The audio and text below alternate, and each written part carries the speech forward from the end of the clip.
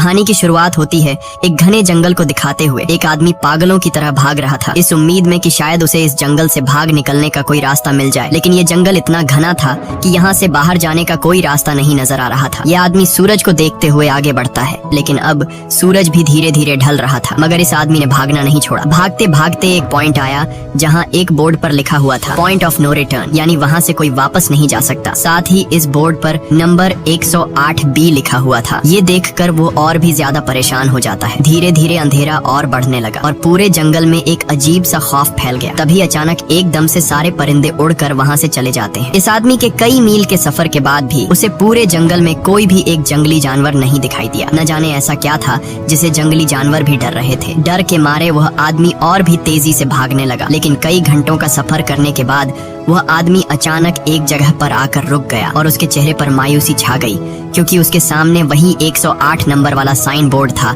जिस पर लिखा हुआ था पॉइंट ऑफ नो रिटर्न। अब आदमी को समझ आया कि चाहे मैं जितना भी भागूं पर इस जंगल से निकल नहीं सकता, इसलिए अब वो वहाँ छुपने की जगह ढूंढने लगा, लेकिन वहाँ उसे छुपने के लिए कोई सेफ जगह नहीं मिली। इसीलिए अब वो पेड़ के ऊपर चढ़ जाता है, पर तभी उस पेड़ की टहनी टूट गई, जिससे वो आदमी काफी ऊंचाई से नीचे जमीन पर आ गिरा। पेड़ से गिरने के बाद वो बहुत ज्यादा जख्मी हो चुका था, उसे काफी गहरी चोटें आई। इससे पहले कि वो बेहोश हो जाता तभी अचानक जमीन हिलने लगी और अजीब सी गुर्राने की आवाजें आने लगी। वो आवाजें सुनकर आदमी के गले में सांसें अटक गईं। तभी अचानक कोई उसे खींच कर ले गया। खींचने वाला कौन था ये नहीं दिखाया गया, लेकिन हमें उस आदमी की दर्द भरी चीखें सुनाई दी गई। इस इंसिडेंट के 6 दिन बाद हमें शहर में मीना नाम की एक लड़की को दिखाया जाता है, जो एक बर्ड शॉप में काम करती है। तभी उसका बॉस आता है और मीना को एक गोल्डन पैरट को शहर से दूर एक जू में डिलीवर करने का ऑर्डर देता है। मीना बॉस की बात को मानते हुए अब उस पैरट को डिलीवर करने जाती है। मीना गाड़ी में बैठकर अपने मोबाइल में उस जू का लोकेशन सेट कर लेती है और अपने सफर पर निकल पड़ती है। शहर से बाहर निकलने के बाद वो एक बोर्ड पर बहुत सारे लोगों के मिसिंग फोटोज देखती है, यानी वहाँ पर कई सारे लोग गायब हो चुके थे, लेकिन मीना उन पर ज्यादा ध्यान नहीं देती और आगे बढ़ने लगती है। आगे बढ़ते दौरान मीना शॉर्टकट लेते हुए जंगल के रास्ते से गुजरती है ताकि वो जल्दी से इस पैरट को जू तक डिलीवर कर दें, और वो पहुँच गई जंगल के बीचों बीच। ये वही जगह है जहाँ हम पहले एक आदमी को गायब होते देख चुके हैं। वहाँ आकर मीना बुरी तरह से फंस चुकी थी। वो अपने मोबाइल पर मैप देखती है, लेकिन वहाँ मोबाइल के सिग्नल नहीं आ रहे थे और उसके कार का रेडियो भी काम नहीं कर रहा था। मीना अब वहाँ से वापस निकलने लगी, लेकिन अब उसे वहाँ से बाहर निकलने का रास्ता समझ नहीं आ रहा था। थोड़ी देर बाद मीना की गाड़ी भी खराब हो गई। मीना गाड़ी से बाहर निकलती है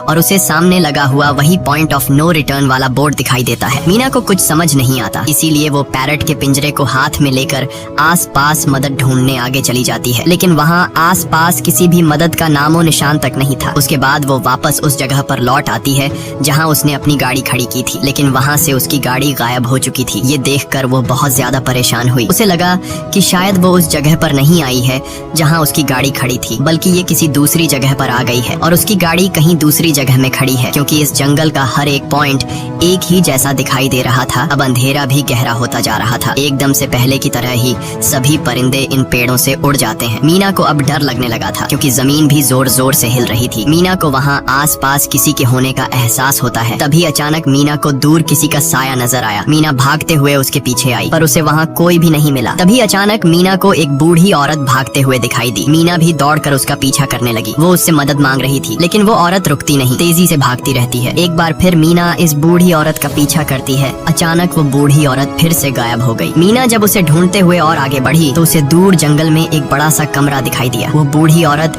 उस कमरे के दरवाजे को खोलकर मीना से कहती है, अगर जिंदा रहना चाहती हो तो जल्दी से अंदर आओ। ये सुनते ही मीना बिना सोचे समझे दौड़ते हुए उस कमरे की तरफ गई। मीना के अंदर आते ही उसने गेट को लॉक कर दिया। मीना देखती है कि ये कोई अजीब सा कमरा है जिसमें एक बहुत बड़ा सा मिरर लगा हुआ था। उस बूढ़ी औरत के साथ यहाँ 2 और लोग भी थे। मीना घबरा कर उन लोगों से पूछती है, ये कौन सी जगह है? इस पर उस बूढ़ी औरत ने जवाब दिया कि इस जगह को हम दी कोब कहते हैं। मेरा नाम है मैडलन, ये लड़की है कियारा और इस लड़के का नाम है डेनियल। बूढ़ी औरत मीना से कहती है कि अभी बातचीत का वक्त नहीं है, तुम जल्दी से हमारे साथ मिरर के सामने खड़ी हो जाओ, क्योंकि कोई हमें देखने आने वाला है। मीना पूछती है, आखिर हमें कौन देखने आ रहा है? तो वो बूढ़ी औरत उससे कोई जवाब नहीं देती। एकदम बाहर से अजीब सी आवाजें आने लगी। मीना डर के मारे पूछती है कि ये आवाज किस चीज की है? तो कियारा मीना को बताती है कि इन्हें हम वॉचर्स कहते हैं। वे शीशे के दूसरे ओर से हमें देख रहे हैं, पर हम उन्हें नहीं देख सकते। वे हर रात सूरज ढलने के बाद यहाँ आते हैं और हमें देखते रहते हैं जब तक सुबह का सूरज नहीं निकल आता। तभी शीशे के दूसरी तरफ से शोर आने लगा। मीना पूछती है, ये शोर कैसा है? उस बूढ़ी औरत ने बताया कि वॉचर्स तुम्हारे आने से खुश हैं, तुम्हें यहाँ देखकर तालियां बजा रहे हैं। मीना बुरी तरह से कंफ्यूज थी, वो जल्द से जल्द यहाँ से निकलना चाहती थी। मैडलेन जिन्हें वॉचर्स कह रही थी, न तो अब तक मीना ने उन्हें देखा और न ही किसी और ने देखा था। रात गुजर जाती है, सुबह होने पर ये लोग उस जगह से बाहर निकल आते हैं। मैडलेन बताती है कि वे वॉचर्स सिर्फ रात में ही बाहर निकलते हैं, दिन के वक्त हम लोग जंगल में आजाद घूम सकते हैं। मीना रात भर यही सोच रही थी कि कब सुबह होगी और जल्दी से मैं इस जंगल से बाहर निकल जाऊं। इसीलिए वह फौरन जंगल से बाहर निकलने का रास्ता ढूंढने लग जाती है। तब मैडलेन बाकी सबको उसे रोकने से मना कर देती है, जैसे कि वह जानती हो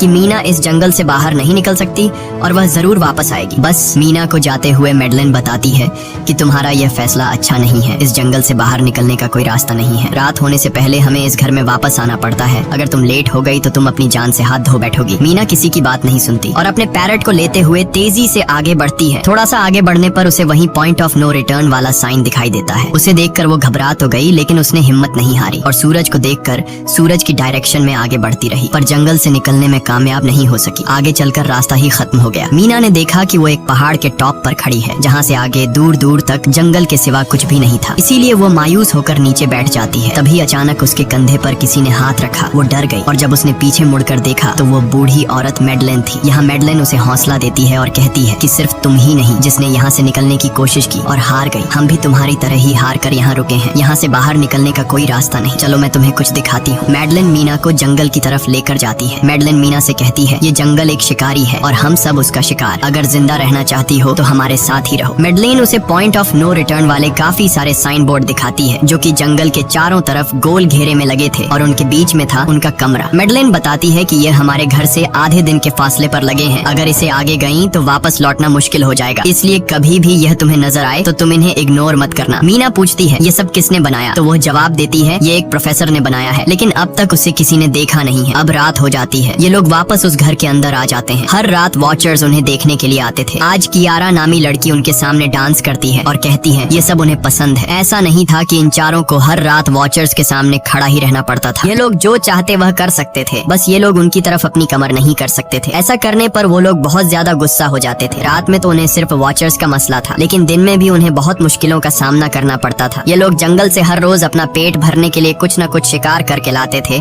जिससे उनका गुजारा हो जाता। अगले दिन कियारा और मीना दोनों जंगल में शिकार करने जाती हैं। मीना कियारा से पूछती है कि आखिर ये वॉचर्स चाहते क्या हैं? कियारा बताती है, मुझे भी कुछ खास नहीं पता, लेकिन मैडलाइन कहती है कि ये वॉचर्स हमें देखते हैं, हमें ऑब्जर्व करते हैं, लेकिन अगर हमने वॉचर्स को देखा तो हम पागल हो जाएंगे, क्योंकि वॉचर्स बहुत ही खूंखार दिखते हैं। कियारा अब उसे एक गड्ढा दिखाती है और कहती है, ऐसे बहुत से गड्ढे इस जंगल में मौजूद हैं। दिन के वक्त सारे के सारे वॉचर्स उन गड्ढों में रहते हैं और रात में वो यहाँ से बाहर निकल आते। दिन के वक्त ये लोग इसलिए बाहर नहीं आ सकते क्योंकि सूरज की रोशनी उनकी स्किन जलाती है। कियारा मीना को बताती है कि वो 5 महीने पहले अपने पति के साथ इस जंगल में आई थी और तब से वो दोनों यहाँ फंसे हुए थे, पर आज से 6 दिन पहले मेरा पति जंगल में रास्ता ढूंढने निकला है। मुझे उम्मीद है कि वो जरूर वापस आएगा और हम सबको यहाँ से सेफली ले जाएगा। यहाँ हमें मालूम होता है कि असल में कियारा का हस्बैंड वही आदमी था जिससे हमने मूवी के स्टार्ट में देखा था, जिसे कोई यहाँ से खींच कर ले गया और अब वो मारा जा चुका है। इस तरह से बातें करते हुए ये दोनों कमरे के पास वापस लौट आए। यहाँ मैडलेन ने मीना को 3 रूल समझाती है जिंदा रहने के लिए। सबसे पहला ये कि वो रात के वक्त घर का दरवाजा नहीं खोलेगी। दूसरा, रात में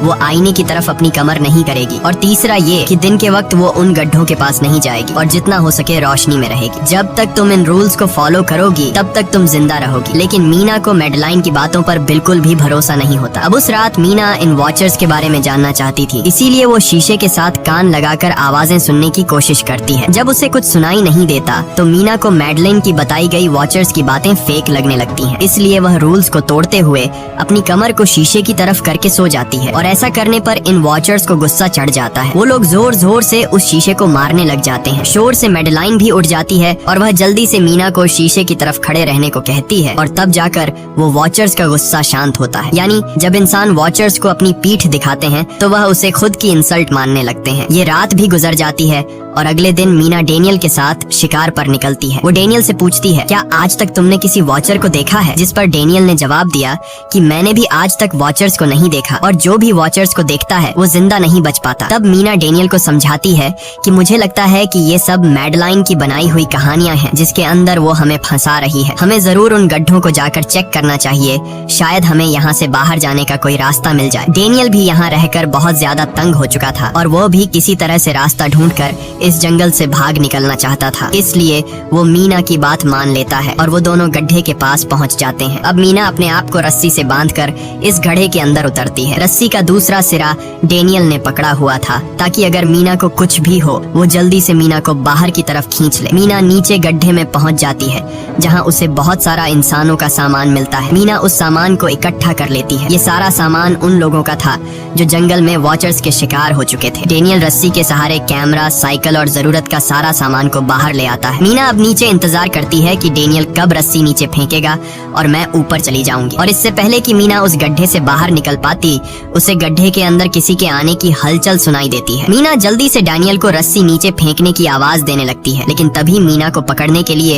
एक वॉचर का हाथ बढ़ने लगता है। पर मीना धूप में खड़ी थी, इसलिए जब उस वॉचर के हाथ पर सूरज की रोशनी पड़ी तो उसका हाथ जलने लगा। इतने में डेनियल ने नीचे मीना के पास रस्सी फेंकी और मीना फौरन जल्दी से बाहर निकल आई। मीना पूरी तरह से डर गई थी। ये लोग उस सारे सामान को लेकर अपनी सेफ हाउस में आ गए, जहाँ मैडलन ने उससे पूछा, ये सामान तुम्हें कहाँ से मिला? ये लोग झूठ बोल देते हैं कि ये सामान उन्हें इस जंगल से मिला। मैडलन को इस जंगल में रहते हुए बहुत अरसा गुजर चुका था। वो जानती थी कि ये सामान उसे जंगल से नहीं बल्कि एक गड्ढे से मिला होगा। वो मीना से पूछती है, बताओ तुमने गड्ढे के अंदर क्या देखा? लेकिन मीना उसे कुछ नहीं बताती। ये लोग बहुत खुश थे कि आज रात ये लोग वॉचर्स को देख पाएंगे, क्योंकि मीना को गड्ढे के अंदर एक कैमरा मिला था। डेनियल किसी तरह जुगाड़ करके उस कैमरा को टीवी के साथ अटैच कर लेता है ताकि ये लोग भी टीवी पर वॉचर्स को देख पाए। मैडलन बार बार उन्हें समझाती है कि ये तुम लोग गलत कर रहे हो, लेकिन ये दोनों उसकी एक बात भी नहीं सुनते। आज रात ये लोग वॉचर्स के इंतजार में बैठे थे ताकि उन्हें वो देख पाए, लेकिन काफी रात होने के बावजूद भी आज कोई वॉचर उन्हें देखने नहीं आया और अब कुछ देर बाद उनके साथ कुछ अजीब सा होने वाला था। ये लोग बातचीत में मसरूफ थे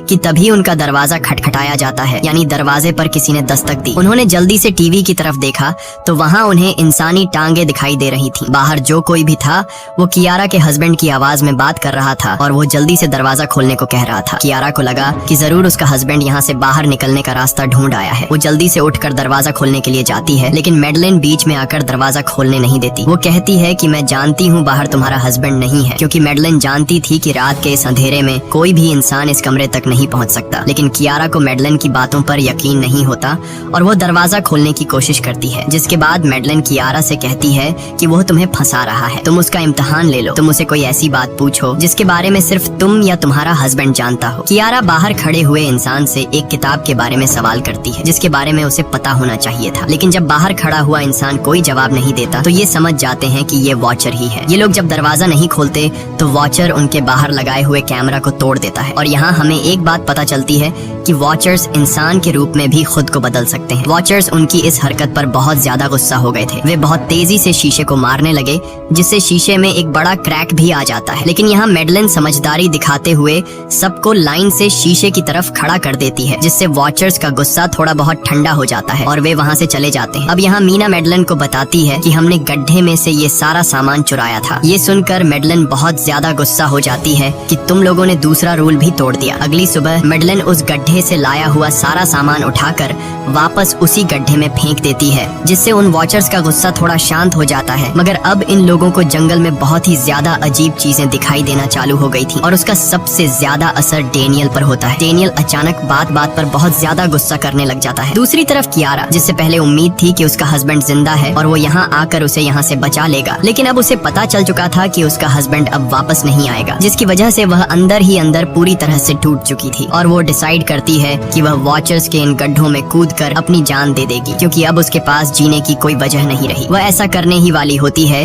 कि मीना आकर उसे बचा लेती है। इसी बीच हम देखते हैं कि डेनियल मैडलन की तरफ अजीब तरह से देख रहा होता है और वह गुस्से में आकर मैडलन को पेड़ के साथ बांध लेता है। डेनियल ने कहा कि अब मैं इस बुढ़िया के कोई रूल्स नहीं मानूंगा, अब यहाँ सिर्फ मेरी बात मानी जाएगी। अब रात होने वाली थी, इसलिए डेनियल कमरे की तरफ भागा और कियारा भी उसके पीछे भागी, लेकिन मीना मैडलन के पास आई और उसकी रस्सियां खोलने लगी। दूसरी तरफ डेनियल ने कियारा को लेकर कमरे का दरवाजा अंदर से बंद कर दिया और मीना और मैडलन को बाहर वॉचर्स के लिए छोड़ दिया। मीना और मैडलन डेनियल से दरवाजा खोलने के लिए गिड़गिड़ाते रहे। डेनियल से रिक्वेस्ट करते हैं कि प्लीज दरवाजा खोल दो, लेकिन डेनियल ने दरवाजा नहीं खोला। अब बाहर चारों तरफ अंधेरा छा गया और वॉचर्स के आने का टाइम हो गया, इसलिए अब मजबूरन उन्हें अपनी जान बचाने के लिए एक एक घने पेड़ के नीचे रहकर छिपना पड़ा। थोड़ी देर बाद उन्हें वॉचर्स की गुराने की आवाजें आने लगी। इस टाइम मीना और मैडलन के साथ हमें भी उन वॉचर्स की एक झलक दिखाई जाती है। ये लोग लंबे, पतले और खतरनाक थे। सब अपने अपने गड्ढों से निकलकर इंसानों को देखने के लिए उस सेफ रूम तक पहुंचते हैं। और जब ये लोग देखते हैं कि मीना और मैडलन वहाँ नहीं है, तो वो उनको खाने के लिए जंगल में ढूंढने लग जाते हैं। और जब ये वॉचर्स दूर जाते हैं तो मौके का फायदा उठाते हुए ये दोनों फिर से सेफ रूम तक आ जाते हैं और डैनियल से रो रो कर दरवाजा खोलने को कहते हैं। इस बार डैनियल के दिल में रहम जाग जाता है और वो उनके लिए दरवाजा खोल लेता है। अब अंदर जाने के बाद पहले तो मैडलन डैनियल पर गुस्सा करती है और फिर इन सबको शीशे के सामने खड़ा करके वॉचर्स के बारे में कुछ बातें बताती है। मैडलन ने कहा कि अब तक हम बहुत से रूल्स तोड़ चुके हैं, इसलिए मुझे नहीं लगता कि इस बार वॉचर्स हमें माफ करेंगे। मैं तुम लोगों को वॉचर्स के बारे में कुछ सच्चाई बताना चाहती हूँ। दरअसल मैं जब यहाँ पहली बार आई थी तो मैंने कुछ ऐसा देखा जिससे मेरे होश उड़ गए। मैंने अपना ही एक डुप्लीकेट देखा। असल में वो एक वॉचर था जो मेरा रूप लेने की कोशिश कर रहा था। हालांकि उसकी आंखें और बाल बिल्कुल परफेक्ट नहीं थे। मीना ने पूछा कि आखिर ये वॉचर्स हैं क्या चीज, जिस पर मैडलन ने जवाब दिया कि ये सारे क्रीचर्स फेरीज हैं जो किसी जमाने में इंसानों के साथ मिलकर रहते थे। फेरीज पंखों वाले एक जादुई जीव थे, लेकिन वक्त गुजरने के साथ इंसानों को फेरीज की शक्तियों से डर लगने लगा। इसीलिए इंसानों ने फेरीज को खत्म करने का सोचा। इंसानों की तादाद ज्यादा थी, इसलिए फेरीज इंसानों का मुकाबला नहीं कर पाए। इंसानों ने इन फेरीज को जंगल में एक बहुत बड़े गड्ढे के अंदर कैद कर लिया और उन्हें श्राप से हमेशा हमेशा के लिए इस गड्ढे में बंद कर दिया। उसके बाद फेरीज कई 100 सालों तक उस गड्ढे में कैद रहे, लेकिन फिर वक्त के साथ उन्होंने जमीन के अंदर खुदाई करके निकलने के रास्ते बना लिए। आज वही फेरीज वॉचर्स के रूप में गड्ढों से निकलकर हमारे सामने आते हैं। हालांकि कई 100 सालों तक जमीन के अंदर रहने की वजह से उन्होंने अपने पंख और जादुई शक्तियां खो दी और साथ ही उन्हें सूरज की रोशनी से तकलीफ होने लगी, लेकिन अब भी उनमें रूप बदलने की शक्ति है। इस पर डैनियल ने मैडलन से पूछा कि ये वॉचर्स हमसे क्या चाहते हैं और ये हर रात हमें देखते क्यों हैं, जिस पर मैडलन ने बताया कि ये वॉचर्स एक बार फिर से जंगल से निकलकर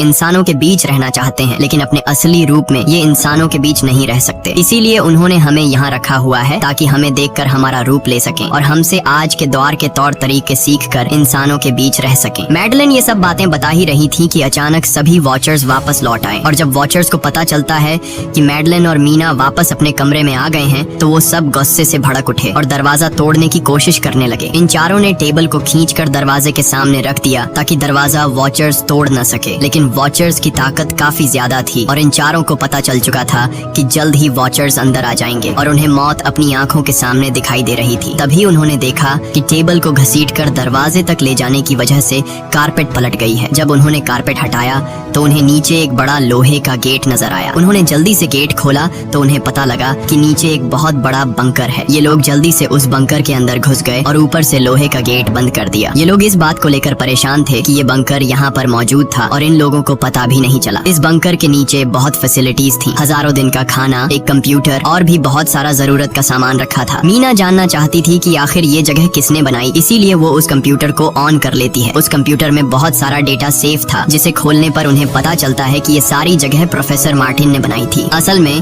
प्रोफेसर को इन क्रीचर्स के बारे में पता था। वो इन वॉचर्स पर रिसर्च करना चाहता था, इसीलिए उसने ये बंकर बनाया था। पैसों का लालच देकर वो दूसरे इंसानों को काम के लिए यहाँ लेकर आता था और रात के वक्त मजदूरों को ऊपर कमरे में छोड़कर खुद यहाँ आकर छुप जाता था और वो वॉचर्स फिर उन इंसानों को खा जाया करते थे। अगली वीडियो में डॉक्टर मार्टिन बताते हैं कि उनकी रिसर्च के दौरान उन्हें एक सबसे अलग फेरी मिली जो रोशनी में भी उन गड्ढों से बाहर आ सकती थी। डॉक्टर बताता है कि उस वॉचर ने एक बच्ची का बिल्कुल परफेक्ट रूप ले लिया था जिसे कोई पहचान नहीं सकता था। वो बहुत अच्छी थी, उसने डॉक्टर मार्टिन को मारा नहीं। डॉक्टर मार्टिन उसे यहाँ ले आया। तभी प्रोफेसर ने कैमरा को दूसरी तरफ मोड़ा। तब उन्होंने देखा कि प्रोफेसर ने उस छोटी सी बच्ची के रूप में आए वो क्रीचर को पिंजरे में कैद कर लिया है। पता नहीं डॉक्टर उसके साथ कौन सा एक्सपेरिमेंट करने वाला था। उस कंप्यूटर में बहुत सी वीडियोस थी और हर वीडियो में कुछ न कुछ बताया हुआ था। मीना बस ये जानना चाहती थी कि आखिर में क्या हुआ, इसीलिए वो सबसे आखिरी वीडियो प्ले करती है जिसमें वह देखती है कि प्रोफेसर खुद को और उस फेरी को मारने वाले हैं। मरने से पहले वह इस जंगल में फंसे हुए लोगों के लिए यहाँ से निकलने का रास्ता बता देता है और कहता है कि शाम में जिस डायरेक्शन में परिंदे भागते हैं उस डायरेक्शन में भागने से वे लोग इस जंगल से निकल सकते हैं। उसने इस रिकॉर्डिंग मैसेज में कहा था कि अगर कोई इस जंगल से निकलने में कामयाब हो गया तो यूनिवर्सिटी में जाकर मेरी सारी रिसर्च तबाह कर देना। मैंने यहाँ आकर बहुत बड़ी गलती कर दी। उसके बाद प्रोफेसर ऊपर चले गए और फिर 2 गोलियों की आवाज आई, जिससे उन्हें समझ आया कि प्रोफेसर ने पहले उस फेरी को मारा और फिर खुद को गोली मार दी। आज रात ये चारों बहुत खुश थे क्योंकि उन्हें इस जंगल से जान छुड़ाने का रास्ता मिल गया था। अगली सुबह सभी लोग अब बंकर से बाहर निकलते हैं तो देखते हैं कि उनका सेफ हाउस उन वॉचर्स ने पूरी तरह तबाह कर दिया है और आज के दिन उन्हें लाजमी इस जंगल से निकलना होगा, वरना ये लोग मारे जाएंगे क्योंकि रात को अब उनके पास छिपने के लिए कमरा भी नहीं बचा था। ये लोग अब यहाँ जंगल से निकलने के रास्ते में बढ़ने लगते हैं। वो परिंदे जिनके बारे में प्रोफेसर बता रहे थे वे तो शाम को उड़ने वाले थे, लेकिन उन्हें शाम होने से पहले जंगल से बाहर निकलना था। इसलिए मीना अपने पास मौजूद पैरट को आजाद कर देती है। जिस डायरेक्शन में वह उड़ता है उसी डायरेक्शन में ये लोग चलने लग जाते हैं। चलते हुए रास्ते में ही उन्हें एक कब्र मिली। मैडलेन उस कब्र को देखकर बताती है कि एक वक्त था जब ये लोग इंसानों के साथ रहते थे, लेकिन इंसानों ने उनके साथ बहुत बुरा किया, धोखा किया और उन्हें यहाँ जंगलों में फंसाकर खुद चले गए। कई घंटे सफर करने के बाद ये लोग एक नदी के पास पहुँच गए। वहाँ उन्हें प्रोफेसर का एक बोट मिला, जिसको देखकर ये लोग बहुत खुश हुए। लेकिन उनकी खुशी अब कुछ ही देर की मेहमान थी क्योंकि अब अंधेरा हो चुका था और वॉचर्स के आने का वक्त हो गया था। उससे पहले कि ये लोग डॉक्टर मार्टिन की बोट में बैठकर यहाँ से दूर चले जाते, तभी उन्हें पीछे से किसी की आवाज आई। जब उन्होंने पीछे मुड़कर देखा तो वो कियारा का हस्बैंड था जो मदद के लिए चिल्ला रहा था। वो बहुत ही जख्मी हालत में था। बाकी सब बोट में बैठ चुके थे, इसलिए डेनियल अकेला उसकी मदद के लिए गया। डेनियल कियारा के हस्बैंड को खींचकर बोट की तरफ लाने लगा, लेकिन तभी ये लोग बोट से देखते हैं कि डेनियल जिसकी मदद करने गया वह कोई इंसान नहीं बल्कि एक वॉचर है, जिसने उनके सामने ही डेनियल का रूप ले लिया। वो लोग कुछ भी नहीं कर पा रहे थे। अब उस वॉचर ने डेनियल को मार दिया। उन्हें इस बात का पता था कि वॉचर्स इस नदी को पार नहीं कर सकते हैं और फाइनली ये लोग खुद इस नदी को पार करके शहर तक पहुंच जाते हैं। और कहानी में असल ट्विस्ट इसके बाद आया। शहर पहुंचने के बाद ये तीनों अलग अलग रास्तों पर चले गए और कुछ दिनों बाद अब मीना जल्दी से डॉक्टर मार्टिन के कहने के मुताबिक उनके यूनिवर्सिटी में उनका सारा डेटा खत्म करने के लिए आई। उससे पहले कि वह उनका रिसर्च डेटा डिलीट कर देती, तभी उससे वहाँ एक टेप रिकॉर्डर मिला और उस टेप रिकॉर्डर से मीना को एक नया राज मालूम हुआ। जब हजारों साल पहले इंसान और फेरीज एक साथ रहते थे तो तब उनकी शादी भी हुआ करती थी। इंसान और फेरी के मिलन से जो बच्चे पैदा होते थे उनमें इंसान और फेरी दोनों के गुण होते थे। उन्हें हाफलिंग्स कहा जाता था। उन हाफलिंग्स में एक खासियत थी कि वे रूप बदलने में इतने माहिर होते थे कि वे किसी मरे हुए इंसान का रूप भी बदल सकते थे। प्रोफेसर का मानना था कि जब इंसानों ने फेरीज को जंगल के अंदर गढ़ों में कैद कर लिया था, तब हाफलिंग इंसानों के बीच अपना रूप बदलकर चुपके से रहने लगे और वो आज भी किसी न किसी रूप में इंसानों के बीच मौजूद है। मीना जब प्रोफेसर के ऑफिस में आई और वहाँ पर जांचबीन करने लगी तो वहाँ उसके हाथ कुछ ऐसी तस्वीरें लगी जिसने उसके होश उड़ा दिए। उसने देखा कि तस्वीर में जो प्रोफेसर के साथ लेडी खड़ी है वो कोई और नहीं बल्कि मैडलेन है और असल में मैडलेन प्रोफेसर की वाइफ है। वो कंफ्यूज हो जाती है कि मैडलेन ने उसे यह बातें क्यों नहीं बताई। इस भारी कंफ्यूजन को शेयर करने के लिए वो कियारा के पास आती है और उसे बताती है कि जिस मैडलेन से हम जंगल में मिले थे वो असल में प्रोफेसर मार्टिन की वाइफ है, लेकिन उसने हमें यह सच्चाई इसलिए नहीं बताई क्योंकि वो खुद एक इंसान नहीं बल्कि एक रूप बदलने वाली फेरी थी। मैंने जब रिसर्च किया तो मुझे पता चला कि काफी साल पहले प्रोफेसर की वाइफ मैडलेन कैंसर की वजह से मर गई थी। ये सुनकर कियारा कहती है कि फिर वो मैडलेन कौन थी जो इतने समय से हमारे साथ थी। इस पर मीना कहती है, मुझे सब समझ आ रहा है। दरअसल प्रोफेसर अपनी वाइफ के मरने से बहुत दुखी थे और उसे हर हाल में वापस पाना चाहते थे और जब प्रोफेसर को इन रूप बदलने वाली फेरीज के बारे में पता चला तो प्रोफेसर ने उस रूप बदलने वाली फेरी को पिंजरे में कैद किया जो एक बच्ची का परफेक्ट रूप लेकर उनके पास आई थी। प्रोफेसर ने अपनी वाइफ की फोटो दिखाते हुए उस फेरी को अपनी वाइफ मैडलेन जैसा बना दिया क्योंकि वो फेरी बाकी फेरीज से अलग थी। वो दिन में भी बाहर आ सकती थी। मीना ने कहा कि मैंने मैडलेन को यहाँ बुला लिया है, हमें किसी तरह से करके उसे वापस जंगल भेजना होगा। तभी एक कार वहाँ आकर रुकी। जब उस कार से जो इंसान उतरा उसे देखकर मीना के गले में सांस अटक गई। वो कियारा थी, यानी कि अब तक जो मीना के साथ थी वो मैडलेन थी। उसने कियारा का रूप ले रखा था। कियारा जैसे ही घर के अंदर आई तभी मैडलेन ने कियारा के हस्बैंड के रूप में बदलकर उसे बेहोश कर दिया। मीना ने मैडलेन से कहा, आखिर तुम चाहती क्या हो? जिस पर मैडलेन गुस्से में आकर कहा, मैं फेरीज की सबसे अलग मखलूक हूँ। मेरे सभी साथी बचपन से मुझे चिढ़ाते थे। वो मुझे अपने साथ नहीं रहने देते क्योंकि मैं सबसे अलग थी। मैं उस जंगल में अकेली पड़ चुकी थी और मैं उस जंगल से निकलकर बाहर लोगों के साथ मिलकर रहना चाहती थी। फिर एक दिन प्रोफेसर उस जंगल में आया। उसने मुझे पिंजरे में कैद कर लिया। उसने मुझसे कहा कि अगर मैं उसकी वाइफ का रूप ले लूं तो वह मुझे जंगल जंगल से बाहर ले जाएगा। मैंने उसकी बात मान ली। प्रोफेसर ने मुझे मेडलिन की सारी बातें सिखाई और बाद में उस धोखेबाज प्रोफेसर ने मुझे मारने की कोशिश की, लेकिन उससे पहले कि वो मुझे मार पाता मैंने उसे ही मार डाला। तुम इंसान कभी भी भरोसे के लायक नहीं थे और न ही रहोगे। अब तुम भी मेरी सच्चाई जान चुकी हो, इसलिए तुम्हें भी मरना होगा और तुम्हें मारने के बाद मैं तुम्हारे रूप में इंसानों के बीच रहूंगी। यह कहकर मेडलिन ने मीना का रूप ले लिया और उसका गला दबाकर उसे मारने लगी। तब मीना ने मेडलिन से कहा कि क्या प्रोफेसर ने तुमसे यह नहीं कहा कि तुम क्यों दिन में निकल सकती हो? असल में तुम हाइब्रिड हो, आधी इंसान और आधी फेरी, इसीलिए तुम इंसानों और फेरीज के बीच रह सकती हो। मुझे पता है कि दुनिया में अकेला रहना कैसा होता है, लेकिन तुम अकेली हाफलिंग नहीं हो। तुम्हारे जैसे और भी हाफलिंग्स हैं जो किसी न किसी रूप में इंसानों के बीच रह रहे हैं। इस सच्चाई का पता चलते ही मेडलिन का शरीर अचानक अपने असली रूप में आने लगा। देखते ही देखते उसके पंख निकल आए, जिसके बाद वो मीना को यहीं पर छोड़कर यहाँ से उड़ जाती है। इसके बाद कुछ हफ्तों के बाद का सीन दिखाया जाता है, जहाँ मीना अपनी सिस्टर के साथ रहने लगी है। उसने अपनी सिस्टर को बताया कि शायद वो फेरी अभी भी मेरा पीछा कर रही है। तब मीना की सिस्टर उसे कहती है कि तुम डरो मत, ऐसा कुछ नहीं है। और कहानी के एंड में हम एक छोटी बच्ची को देखते हैं जो कि उस वक्त मीना के घर के नीचे खड़ी थी। ये कोई और नहीं बल्कि मेडलिन थी, जो अब उनके दुनिया में उस रूप में रह रही है। और इसी के साथ ये कहानी खत्म हो जाती है। अगर आपको ये वीडियो अच्छी लगी हो तो हमारे चैनल को सब्सक्राइब और वीडियो को लाइक जरूर कीजिएगा।